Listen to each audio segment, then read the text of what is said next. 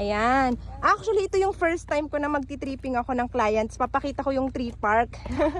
Kaya sobrang exciting kasi itong North Grove Hills, ito yung exclusive 1.4 hectare na tree park niya, 'di ba?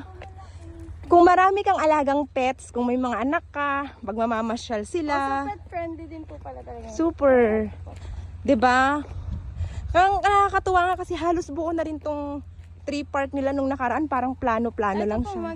maganda na po kahit wala pang masyado. Oo. Ang ganda na nung ginawa nila dito. Oh.